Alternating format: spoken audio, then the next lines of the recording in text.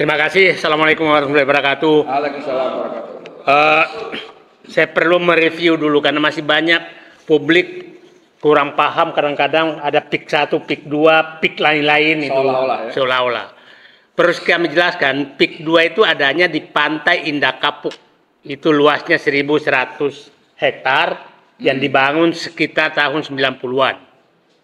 Itu PIK 1. Nah, yang kadang-kadang dianggap negara dalam negara.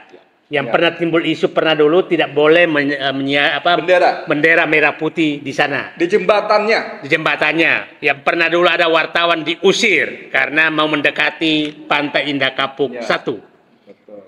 Nah, itu Pantai Indah Kapuk 1 yang berada di Jakarta. Yang publik serang ini terus seakan-akan Pantai Indah Kapuk 2 ini di Jakarta juga. Ya, termasuk saya tadinya pikir gitu. Padahal Pantai Indah Kapuk 2 itu adalah awalnya itu sebenarnya Pantai Indah Kosambi. Karena di samping Kapuk, Kecamatan Kapuk, Jakarta berbatasan dengan Kecamatan Kosambi, Tangerang. Ya. Sehingga disebutkan Pantai Indah Kosambi sebenarnya. Nah, tahu-tahu muncullah yang lain-lain. Nah, ini perlu saya jelaskan bahwa sepertinya memang ada skenario perselingkuhan terhadap proyek PIK 2. Karena kita lihat terbuka di wawancara Tempo kan menyatakan bahwa Aguan pemilik PIK 2 itu menyatakan bahwa dapat perintah untuk membangun fasilitas di IKN. Nah, orang menduga terus status PSN PIK 2 itu sebagai apa? Karena ujuk-ujuk muncul. Ujuk-ujuk muncul itu diumumkan 30 Maret oleh Menko Perekonomian setelah menghadap Presiden. Presiden menyatakan menyetujui menambah PSN termasuk PIK 2 dan BSD. Ya. Nah, kita tahu semua bahwa pemilik PIK 2 dan BSD adalah orang yang diminta membangun di IKN. Ya kan, diminta oleh membangun di IKN. Nah, diperintah. Nah, jadi kalau ada pihak menyatakan sangat tidak salah kalau kita menduga bahwa itu adalah hadiah. Karena kenapa hadiah?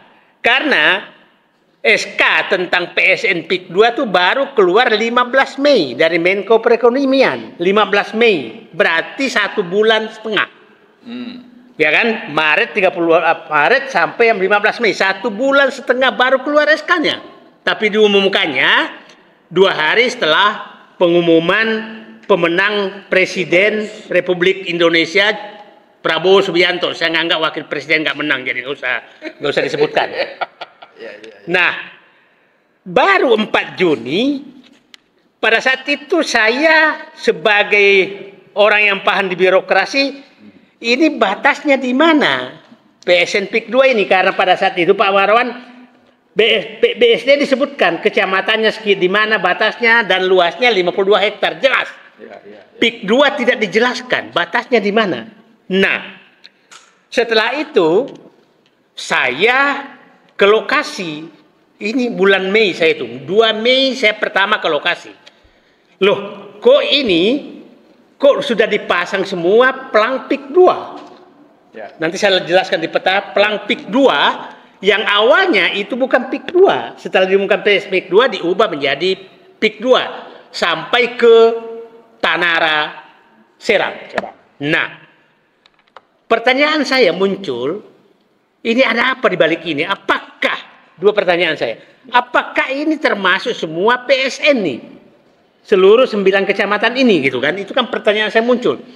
Tapi dengan memasang pelang semua yang awalnya bukan PIK 2 sebagai wilayah PIK 2 dan terjadi pembangunan dan penggusuran masif setelah pengumuman itu. Nah, saya sudah menduga berarti pengembang PIK 2 ini memanfaatkan nama PSN untuk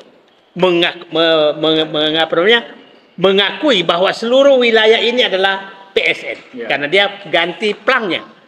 Dan seluruh aparat di bawah juga tahunya itu adalah PSN, Ya. sehingga seakan-akan nggak punya kewenangan lagi untuk mengatur. Nah, baru November, nanti saya jelaskan. November, bayangkan, mulai Maret ke November, baru ada pernyataan pertama dari pemerintah bahwa PSN itu hanya di wilayah 1.755 hektar. Ya.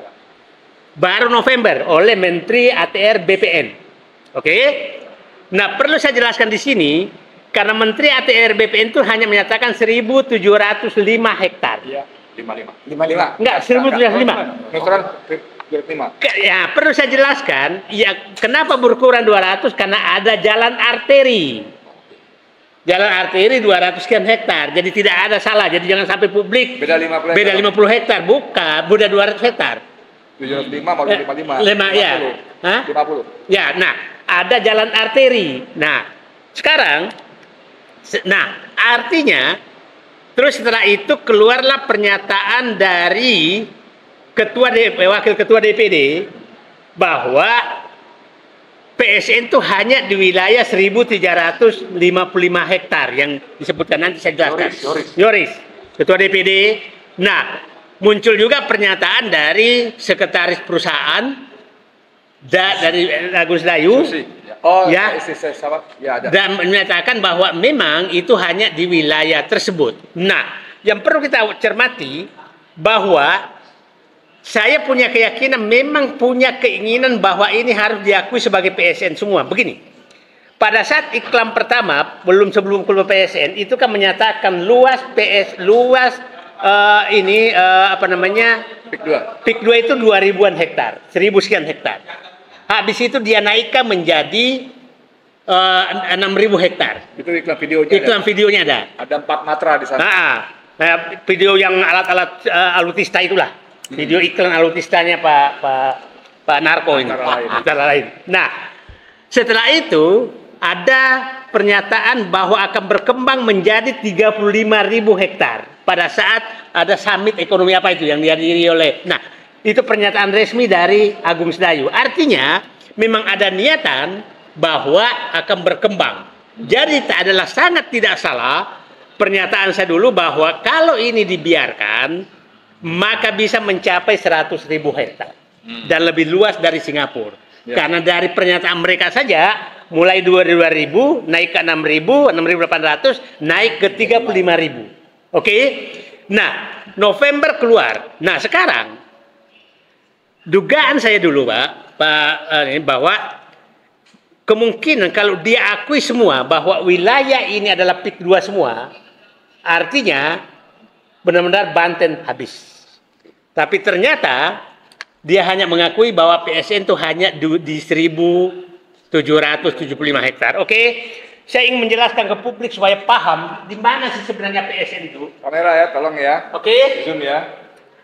Ini rencana tata ruang wilayah Kabupaten Tangerang 2011-2031. Ya. Artinya belum ada perubahan sampai sekarang.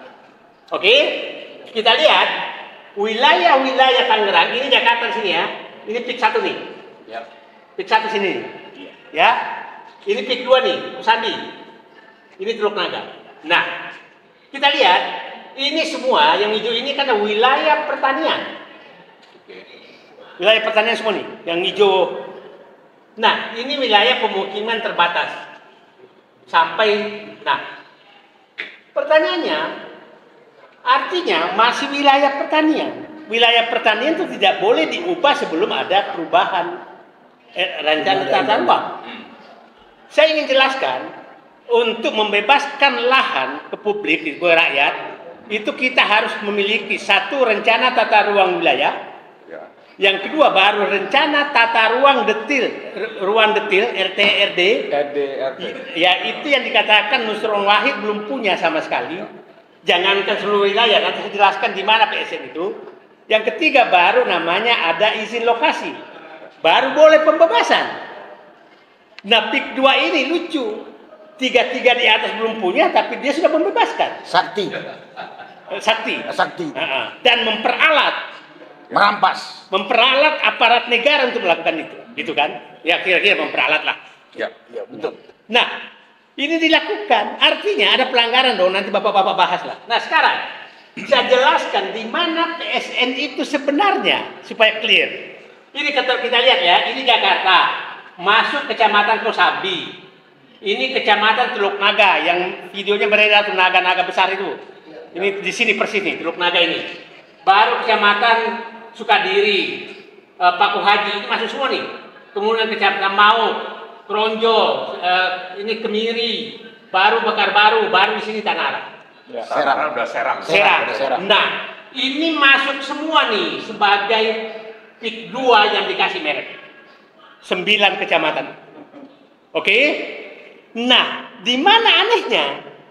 Ternyata keputusan pemerintah yang dimaksud PSN itu hanya satu ini A ini D, ini wilayah yang wilayah reklamasi ini yang akan dijadikan sebagai ini adalah sirkuit internasional ini. Ini yang masuk PSN, yang ini pulau reklamasi. Ya, dekatnya batas PIK 2 dan PIK 1 supaya seluruh Indonesia paham. Nah, sekarang ini luasnya 217 hektar ini. Oke? Nah, sekarang di mana lagi? Jadi ini sebenarnya berpencar mana-mana. Yang A ini Taman Bhinneka. Taman Bhinneka itu ada di sini. Ini Taman Bhinneka. Ini dekatnya naga-naga itu, naga yang beredar itu, dekatnya itu. Tapi jangan heran di Taman Bhinneka itu namanya gedung-gedungnya gedung Tokyo, gedung Osaka, gedung apa. Jadi seakan-akan Indonesia nanti hanya ada Taman Bhinneka di tengah kemewahan dunia. Nah itu kira-kira Taman Bhinneka itu ada hanya 54 hektar. 54 hektar. Berapa luas hotel-hotel yang ada di sana yang pakai nama internasional? Terbayang nggak oleh kita Taman Bhinneka dikelilingi oleh nama-nama itu? Oke, supaya pahami ini A, ini di sini nih. Nah, di Teluk Naga perbatasan dengan kecamatan Pakuai. Sekarang, setelah itu ini B1, B2, ini adalah golf dan kebun binatang. Ini lapangan golf dijadikan proyek strategis nasional. Ini di sekitar Desa Kohot ini, Kecamatan Paku Haji. Ini samping Sungai Cisadane bagi yang paham. Nah ini laut ya. Nah ini adalah lapangan golf internasional. Nah setelah itu ada kebun binatang ini di sini. Safari Zoo. Nah Safari Zoo Taman Safari lah. Kira-kira. Nah, sekarang di mana lagi? Dan lagi D tadi sirkuit E ini adalah Eko. Nah, ini ada di sini. Mana tadi? Di atas. Bukan ini nih. Ini D, ini C. C ini wisata mangrove. Ini Sungai Tahang nih, dekat Sungai Tahang nih. Tapi sudah ada hutan yang Nah, ini ada hutan mangrove. Ya, ini Sungai Tahang yang dikenal jalan pipa Pertamina. Ini memang mangrove di sini. Mangrove ini. Terus baru terakhir adalah di daerah Kronjo ini ekowisata itu 687 hektar ini nih, yang biru nih. Nah, artinya PSN itu hanya wilayah-wilayah ini menyebar, dan itu wilayah ya, benar yang dikatakan Pak Nusron Wahid, ada 1.500 hutan lindung, betul, mangrove ini hutan lindung dan lain-lain. Nah, sekarang pertanyaan, jalan arteri 234 hektar, ternyata dibayangkan jalan arteri dijadikan sebagai proyek strategis nasional. Nah, saya nggak tahu yang jalan arteri apakah jalan tol yang dibangun sekarang atau jalan arteri, tapi yang tertulis di SK-nya jalan arteri. Nah sekarang kenapa yang PSN hanya ini, kenapa yang dibebaskan di sini atas nama PSN PIK 2 PSK lagi. Nah Anda bisa bayangkan hanya di sini 1.950 hektar Tapi dia bebaskan, kasih pelang semua, Ya. seluruh kecamatan di sini menjadi PSN, Ya. termasuk Tanara.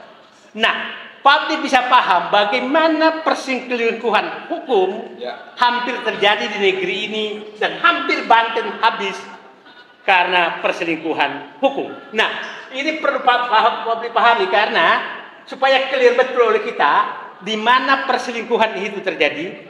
Sangat jelas bahwa PSN itu hanya titik-titik tertentu, Ya. tapi kenapa membebaskan area? Pertanyaannya sekarang, apa landasan hukum PIK 2 dan seluruh aparat melakukan pembebasan, penggusuran, pengurukan terhadap tanah rakyat? Yang saya katakan tadi, bahwa kalau melakukan penggusuran, itu harusnya punya izin lokasi dong. Ya. Izin lokasi lahir dari RUTDR, RRD. Ya. RUTRD lahir RUTW wilayah. RUTW-nya aja belum ada, kok udah melakukan penggusuran dan Ya. pengurukan. Ya. Nah, jadi saya hanya ingin menyarankan kepada seluruh publik Indonesia, siapa tahu hal seperti ini sudah terjadi di seluruh Indonesia. Ya. Sangat mungkin. Di Jakarta aja dia lakukan, apalagi di Kalimantan sana. Ya. Yang jauh. Ya. Sumatera sana, Aceh sana. Nah, ini perlu kita advokasi semua ke bawah. Jadi agenda kita bukanlah PIK 2. Agenda kita adalah seluruh Indonesia agar Indonesia tidak diambil alih oligarki dengan perselingkuhan hukum bekerja sama dengan penguasa. Karena ini terjadi pasti kerjasama dengan penguasa. Ya. Nggak mungkin nggak. Bagaimana semua aparat itu ikut mendukung program ini padahal tidak ada landasan hukumnya. Yang paling menarik kan di Tangerang itu kan ditempel kantor pembebasan lahan PT Hukum Mandiri Lestari Koperasi Kendari. didukung oleh Abdes. Kabupaten Tangerang. Pertanyaan saya, dasar hukum apa Abdesi mendukung? Karena ini bukan program pemerintah. Dan jelas-jelas sudah diakui oleh pejabat pemerintah dan pengembang bahwa PSN hanya berada di lokasi-lokasi ini. Jadi semua pembebasan di luar lokasi itu bukanlah PSN dan itu proyek pemerintah swasta. Artinya, karena lahan ini lahan negara sebagian besar, maka sebenarnya tidak ada pembebasan lahan 1 meter pun atas nama PSN. Ya. Kecuali mungkin yang tadi adalah golf course sama safari zoo. Mungkin itu ada pembebasan lahan. Di luar itu tidak ada. Jadi saya berharap seluruh masyarakat yang dibebaskan atau akan dibebaskan harus menggunakan haknya. Kami tidak mau dibebaskan sebelum lengkap RUTW, RUTR, RDTR. rencana tata ruang detail, izin lokasi, dan terjadi mekanisme pasar. Ya. Tidak boleh sama sekali ada pemaksaan. Itu saya pikir peta ini harus kita edarkan seluruh Indonesia supaya publik paham bahwa hampir terjadi perselingkuhan hukum yang sengaja ditutupi. bukan hampir terjadi, Sudah. sudah terjadi. Nah, ini sengaja ditutupi oleh mereka agar tidak ketahuan dan tangan Allah lah sehingga kita masih bisa mendapatkannya.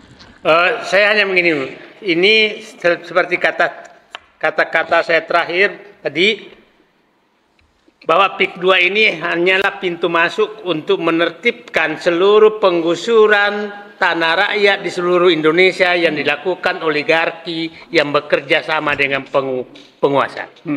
Ini hanya pintu ini, bukan berarti selesai PIK 2 yang selesai. Kita harus lihat Rempang, Kalimantan, kita harus lihat Surabaya, kita harus lihat yang lain. Ya.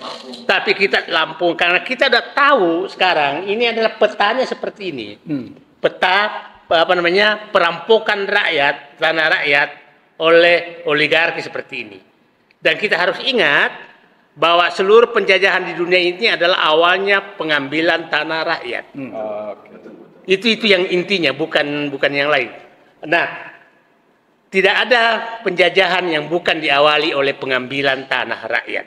Jadi kita harus menyatakan PIK 2 adalah pengibaran bendera oleh oligarki untuk menjajah Indonesia. Itu prinsipnya. Nah, saya 30 tahun lebih dalam birokrasi. Kalau ada 3 menteri yang sudah bicara suatu hal dan arahnya sama, itu bisa dipastikan bahwa itu arahan presiden. 3 menteri yang arahnya yang sama tentang PIK 2 itu Nusron menyatakan ada pelanggaran. Kemudian Menko Perekonomian menyatakan ini harus dievaluasi. Menpera yang dikenal dekat dengan PIK 2 menyatakan tidak boleh bangun negara dalam negara.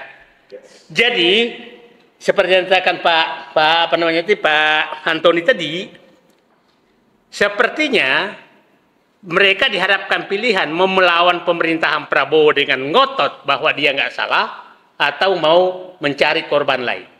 Kira-kira itu yang sedang terjadi. Jadi kalau wawancara Aguan di sini, saya membacanya bahwa dia memilih tidak melawan pemerintah. Dia tidak memilih mending mengorbankan bekas pemerintah. Bekas pemerintah. Bekas pemerintah. Kira-kira itu bacaan saya. Nah, dengan mencoba meninggalkan, maka semua akan terbuka. Apa yang terjadi di Rempang pasti akan terbuka. Coba bayangkan Rempang yang mau dibangun itu adalah pabrik kaca, tapi namanya juga ekoturism. Coba bayangkan. Itu namanya juga ekoturism loh. Jadi menurut saya suatu saat juga Sandiaga Uno teman baik saya. Tapi Pak Sandiaga juga suatu saat kita harus undang dong bicara. Kenapa Kementerian Bapak dijadikan bungkus terus untuk menggusur rakyat? Lombok juga sama kan? Mandalika? Bukan Mandalika, yang apa namanya? Pulau Komodo. Ya. Nah, jadi menurut saya udah biasakan, mau teman mau apa, kalau salah sebutkanlah namanya, nggak usah takut-takut. Jadi 3 yang harus kita nyatakan, saya dekat sekali Mas Sandiaga Uno.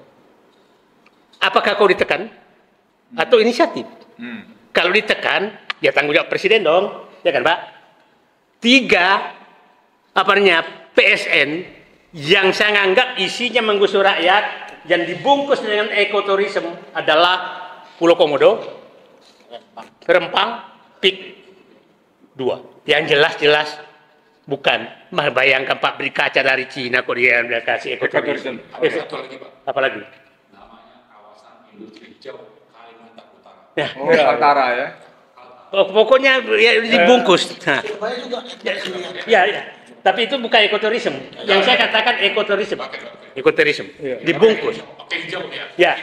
Nah. Jadi mari kita menyatakan bahwa pengusutan terhadap penyelundupan hukum di PIK 2 adalah dalam rangka menyelamatkan negara Indonesia dari penjajahan yang dimulai oleh namanya bungkus PSN. Itu yang harus ada di kepala kita. Nah, bagaimana mengawali itu? Saya bilang begini. Lihat peta ini. Saya kembali ke peta. Ini, saya bilang tadi, ini kan PIK 1 nih, Jakarta nih. Kapuk, Pantai Indah Kapuk. 1. Ini Pantai Indah Kosambi, sebenarnya namanya diubah menjadi Pantai Indah Kapuk 2, Kecamatan Kosambi. Bapak datang masuk dari pintu PIK, kan jalannya cuma 1, sini kan dipagar semua, nggak bisa jalan masuk. Itulah negara dalam negara. Nah, Anda ke sini sampai ke Teluk Naga Kosambi sini, ini sudah 35 km jalan dengan lebar 50 meter jalannya. Oke? Nah, apa yang terjadi di dalam? Ini petanya, RUTW-nya sampai 20 itu masih wilayah pertanian. Ini 2 kecamatan ini. Tapi Anda ke sana, tidak ada lagi wilayah pertanian, semua sudah rata dan ditawarkan dengan harga 22 sampai 50 juta rupiah per meter. Yang paling mahal adalah yang sebelah sini, 50 juta. Pinggir-pinggir sungai dan pinggir. Belinya cuma 50.000. Belinya. Nah, sekarang pertanyaan saya, nah, aset negara yang ada di sini, ini jalan, sungai, jembatan, irigasi, bekas-bekas musola, masjid, ganti ruginya kemana? Kan udah rata nih 2 kecamatan. Desi. Udah rata semua. Nah, kita yang berpengalaman, saya 38 beroperasi, mau menggeser tiang listrik saja satu, itu harus ganti dulu ke PLN. Kita mau menggeser 1 meter irigasi, kita harus ke PU ganti ruginya, dan harus ada buktinya bahwa sudah diganti rugi. Dan ganti ruginya berapa? Dan itu ada bukti penyetoran kebenaran negara. Jadi paling gampang mengungkap ini Pak Marwan, ahli-ahli hukum nanti, audit dulu aset negara berupa sungai, bantaran sungai, irigasi, jalan, kemudian pantai, laut, semua itu irigasi itu dikumpulkan semua, dan itu ganti ruginya siapa yang terima dan disetor kemana dan berapa.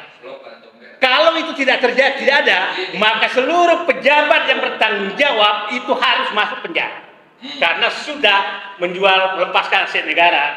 Nah, itu saja dulu dilakukan, apalagi kampung-kampung ini. Nah, terhadap wilayah-wilayah yang saya jelaskan tadi tidak masuk PSN, saya ulangi tadi, PSN kan hanya ini D, C, A, B, C, ini hanya titik-titik nih sampai di sini. Nah, sementara pembebasan sudah terjadi di sini, itu harus diusut karena tidak punya landasan hukum sama sekali untuk melakukan penggusuran rakyat dan karena RUTW-nya masih wilayah pertanian. Jadi terhadap sawah-sawah tambak yang sudah diuruk karena melanggar RUTW, maka dia harus kembalikan kepada fungsinya. Ngeri. Ya, karena melanggar undang-undang. Saya insinyur, bekas ketua umum Persatuan Insinyur Indonesia, tapi saya tidak bodoh hukum, jadi kira-kira begitu. Tapi tidak pintar juga. Nah, jadi itu saja menurut saya agenda, bapak-bapak semua. Sekali lagi saya ulangi, cara kita menyelesaikan ini adalah cara untuk menyelesaikan masalah ini di seluruh Indonesia, agar tidak lagi terjadi perampokan atau penjajahan diawali oleh perampokan oligarki. Saya ulangi, penjajahan Indonesia yang diawali oleh perampokan oleh oligarki bekerja sama dengan penguasa. Terima kasih.